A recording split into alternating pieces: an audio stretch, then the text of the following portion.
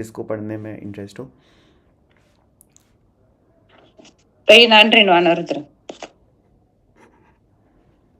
एकीभावं गतैव मया य स्वयं कर्मबन्धो घोरं दुःखं भवगतो दुर्निवार करोति तस्याप्यस्य त्वयि जिनरवे भक्तिरुन्मुक्तये चेत् जेतुं शक्यो भवति न तदा कोपरस्तापहेतु। बहुत सुंदर। बस ये है कि ये करोति है ना, तो ता में बड़ी की मात्रा नहीं है, तो दुर्निवारः करोति, बस यहाँ रुक जाना है, करोति नहीं होगा। और भवती ना तया, तया है ये। बाकी तो बहुत सुंदर पढ़ा आपने। और किसी को पढ़ना है?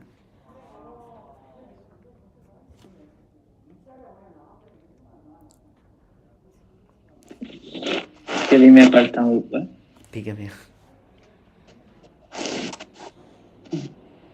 एकी भावम गत इव मया या स्वयं कर्म बंधो घोरम दुःखम भव भव गतो दुर्निवारः करोति तस्याप्यस्य त्वयि जिनरवे भक्तिरुन्मुक्तये चेत् जेतुं शक्यो भवति न तया कोपरस्तापहेतुः।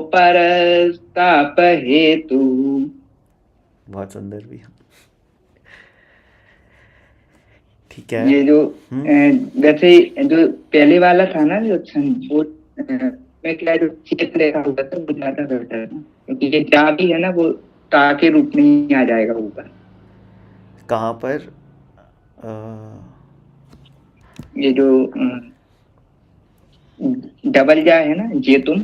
अच्छा, तो ये हाँ मुक्त, हाँ तो हाँ चेज आ जाएगा वो, चेज। अच्छा वो चेज हाँ है तो कि? वो वैसे मूल रूप में जहाँ तक है चेत होगा अर्थ में जब अपन निकालेंगे ना। अच्छा हाँ। और हाँ चेत, और फिर जब संधि हो जाती है उसके कारण ता को जा हो गया है संधि के कारण, और जब संधि नहीं करेंगे तो अलग करेंगे ना विच्छेद, तो चेत ही हो जाएगा। चेत हो जाएगा, राइट। इसका अर्थ में चेत है। इसका अर्थ देख लेते हैं। इसका अर्थ है कि पहले आगम से अर्थ करते हैं। जो देखो किसी भी चीज़ का है ना, जब हम ज़्यादातर स्तुतियाँ पढ़ते हैं तो हमें ना दो तरह से उसके अर्थ निकालने चाहिए, एक आगम से और एक अध्यात्म से। अध्यात्म के बिना उसमें उतनी गहराई नहीं आ पाती आपकी भक्ति में, इसलिए वो अर्थ भी उतना ही महत्वपूर्ण है। तो आगम हमेशा किसी भी वस्तु को, किसी भी तत्व को है ना एज अ स्पेक्टेटर देखता है, मतलब बाहर से देखता है, दूर से समझने की कोशिश करता है। लेकिन अध्यात्म में व्यक्ति उसको अपने अंदर महसूस करता है, मतलब आत्मा की शैली से वो मैं हूँ ऐसा जानकर महसूस करता है कि ये मेरी बात हो रही है या मैं इससे रिलेट कर पा रहा हूँ। तो अध्यात्म थोड़ा भावनात्मक और निश्चय नए प्रधानता से होता है, और आगम की शैली हमेशा ज़्यादातर मतलब एक बाहर से जो देखने पे आता है ना कि किसकी बात चल रही है, भक्ति हो रही है, कर्म कैसे हट रहे हैं, सिद्धांत के बेसिस पे जो होता है, तो वो आगम शैली होती है। इसको भी हम वैसे ही दोनों शैली से समझेंगे। तो इसमें लिखा है कि जिन रेव से शुरू किया, हे जिन सूर्य, जिन रवे, रवे मतलब रवि भी बोलते हैं, तो रवे यहाँ पर आया है कि हे जिन सूर्य, मया सह, मेरी आत्मा के साथ, स्वयं अपने आप, एक ही भावम, तन्मयता को, यहाँ एक ही भाव का अर्थ क्या है? तन्मयता। तन्मयता मतलब एक में एक हो गए हैं। तो कौन सी एक चीज़ एक में एक हुई? अगर कोई चीज़ एक में एक मतलब एक साथ मिल गई है, मतलब वो पहले कोई दो चीज़ें थी जो अब एक साथ मिल गई हैं, तो वो क्या है? तन्मय। तो गत इव, प्राप्त हुए हैं, प्राप्त हुए की तरह, दुर्निवारः, दुर्निवारः, ये शब्द महावीर अष्टक में भी आता है। अनिर्वारोद्रेकस, अनिर्वार है, दुर्निवार है। तो यहाँ पर भी दुर्निवार मतलब बड़ी कठिनाई से दूर करने योग्य।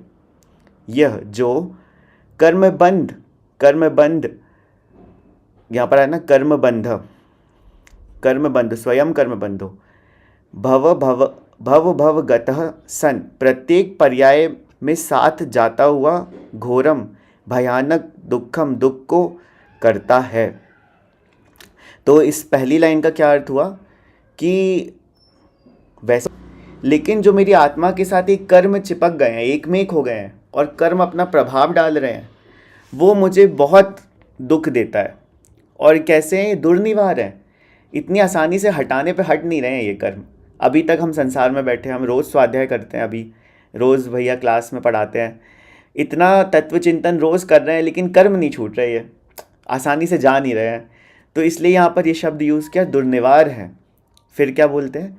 त्वयि, आपके विषय में होने वाली, त्वयि मतलब आपसे, मतलब त्वयि तुम्हारा मतलब आपका, आपके विषय में होने वाली भक्ति, भक्ति अनुराग विशेष चेत यदि तस्य अपि अस्य उन्मुक्तये, उस कर्मबंध और इस दुख को के भी छुड़ाने, दूर करने के लिए, तरही तो फिर, तया उस भक्ति के द्वारा, अपरा दूसरा, कौन, ताप हेतु, हेतु है मतलब संताप का कारण, जेतु शक्य ना भवति, जीता नहीं जा सकता, अथवा अवश्य जीता जा सकता है।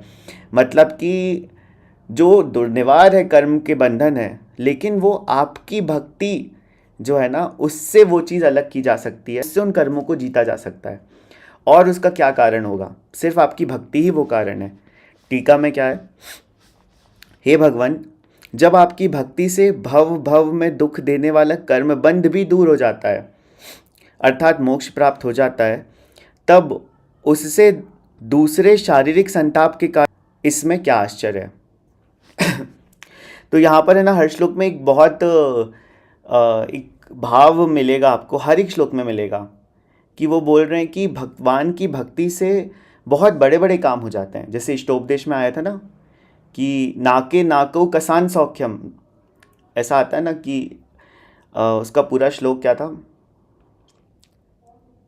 जब भगवान की भक्ति से यत्र भावम शिवम दत्ते द्यो कियत दूरवर्तनी, यो नयत्याशु गव्यूतिम क्रोशार्धे किम ससीदति।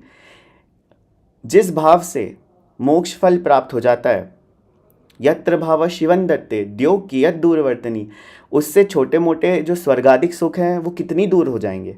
मतलब बड़ी चीज़ का लक्ष्य बनाओ। जो यूपीएससी को क्रैक करने की तैयारी कर रहा है, वो नॉर्मल पीएससी और गवर्नमेंट के एग्ज़ाम तो क्रैक कर ही लेगा। तो वहाँ पर यही उनका अभिप्राय है कि भगवान, आपकी भक्ति से मोक्ष तक प्राप्त हो सकता है, भक्ति से सारे कर्मों का नाश हो सकता है। तो फिर इस शरीर में जो व्याधि मुझे हो रही है, अभी जो व्याधि शरीर में दिख रही है बाहर के लोगों को, वो तो बहुत छोटी सी बात है। मतलब यहाँ पर आचार्य एक तरह से अपने कॉन्फिडेंस को भी बता रहे हैं कि बहुत छोटी सी बात है, ये तो आपकी भक्ति से एक छोटा सा परिणाम है। और मुझे तो इतना विश्वास है कि मैं इसको दूर करूँ या ना करूँ, या मैं कुछ इसके लिए प्रयत्न करूँ ना करूँ, लेकिन मेरी आपकी भगवान प्रभु आपकी भक्ति तो मुझे मोक्ष तक पहुँचा ही देगी। मतलब इनका है कि उनका अभिप्राय नहीं है अपने शरीर की व्याधि को दूर करने का, वो बस बता रहे हैं कि अगर भक्ति करोगे, भक्ति का प्रभाव इतना तीव्र होता है कि मोक्ष प्राप्त हो, शरीर की व्याधियाँ तो अपने आप ही दूर हो जाती हैं। उनका शरीर की व्याधि दूर करने का लक्ष्य नहीं है, उनका लक्ष्य हमेशा मोक्ष की प्राप्ति और अपने आत्मा को प्राप्त करना ही है, निश्चय न से देखे। तो इनका ये भाव है पहले श्लोक में, और सारे ही श्लोक में ऐसा भाव है कि आपकी भक्ति से ये होता है तो फिर शरीर की व्याधि तो ठीक हो ही जाएगी, हर एक श्लोक में है। और फिर एक बार एक ऐसा श्लोक आता है जब वो पढ़ते हैं तब एक्चुअली उनका शरीर एकदम स्वर्णमयी हो जाता है। तो भक्ति को कर्म की निर्जरा का बहुत प्रबल हेतु बताया भी गया है। भक्ति से आपके अंदर की विशुद्धि इतनी बढ़ जाती है कि अपने आप ही आपके जो कर्म होते हैं ना वो ढीले पड़ जाते हैं।